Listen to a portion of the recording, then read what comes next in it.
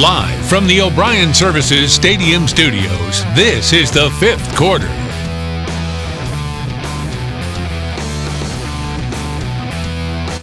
Welcome back, everyone, into the fifth quarter here on WWAY, brought to you each and every week by the O'Brien Service Company. We have a great slate of games coming your way tonight, and we get things started with our fifth quarter game of the week. Takes us down to Charlotte. The West Brunswick Trojans hosting North Brunswick. The Scorpions trying to build off their win over Ashley from last week, and even with the windy conditions, West Brunswick airing it out early on. Monzel Campbell going deep. He's got a man. J.J. Cobb pulls it down, putting the Trojans in the red zone, and they would punch it in. Comes just a few plays later. Campbell on the quarterback keeper, keeps his feet pumping, in for the score. He's pumped up. West Brunswick takes the early lead, and they would extend their lead, but North has a response. R.J. Green to Marquise Willis, the senior, with the great run here, getting off tackles inside the 20-yard line. Then it's Green calling his own number. He would take it in for the score. Things are starting to get interesting down in Charlotte. North trying to make a late run to tie up the game. They moved the ball down the field, but when it mattered most, the Trojan defense held strong as they usually do. West Brunswick picks up the 14-6 win over the Scorpions tonight.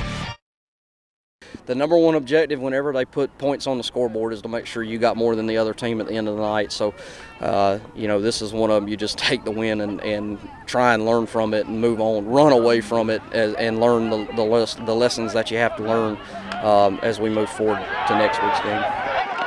And it wasn't pretty, as you heard head coach Brett Hickman say, but a win is a win, as he says, and it improves West Brunswick record to now 3-1 on the year, while North falls to 1-2. So one game down and so much more left to go. Let's get back into the highlights. We'll stay in the Mid-Eastern Conference, go out to Laney High School. The Buccaneers hosting Hoggard.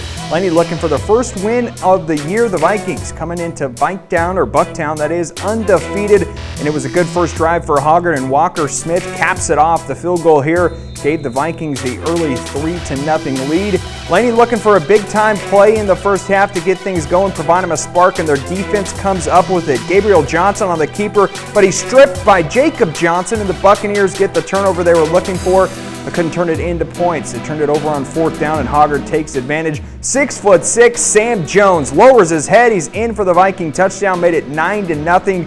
Then just before the end of the first half, Vikes get it back and they go to the air. Gabriel Johnson connects with a familiar face. It's Conrad Newman for the long score. This one was all Hoggard tonight, 42-0. From Bucktown, let's go to Legion Stadium. South Brunswick going across the bridge to take on the New Hanover Wildcats. And those Wildcats were up 7-0 in the first quarter, but they quickly added that. Check out this. Handoff to Raz Chandler. One cut, and the senior turns it into a foot race. No one will catch him. 79 yards to the house. New Hanover extends their lead to 14. South Brunswick trying to get things going offensively, but the Wildcats weren't having it. Dave Collins with a big tackle for loss here. And this New Hanover team, I'll tell you what, they are starting to roll. Liam Appler, sophomore quarterback, has an arm on him, goes deep, has a man, and what a catch. Quintel Waddell for the Wildcat touchdown. It's now 2 straight wins for New Hanover. They take down South Brunswick tonight, 42-0 the final score. Let's head up to Pender County. The Topsail Pirates hosting Ashley tonight. And what a start it was for Topsail. It starts with their quarterback, Gavin Ellis, breaking tackle, says, "Get off of me." The Wake Forest commit takes it all the way in for the Topsail Pirates score. They jump out to the early 6-0 lead just like that. The home crowd was loving it, but Ashley responded with a short yardage score of their own. The Topsail has an answer. Their next drive, handoff to DeMar Cowell. He's in for another touchdown, and back and forth we go. He finished it off the drive with a 2-point conversion on the nice grab here, but Ashley would have a good first half in this one. Gavin Ellis trying to go deep and has his pass picked off. Christian Gilmore. The Screaming Eagles are in business, and they would take advantage of the turnover. Barrett Swells taken over at quarterback, delivers a beautiful pass here right by the pylon, in for the touchdown. Ashley actually led this one at the half, but it's Topsail pulling out the 41-21 win.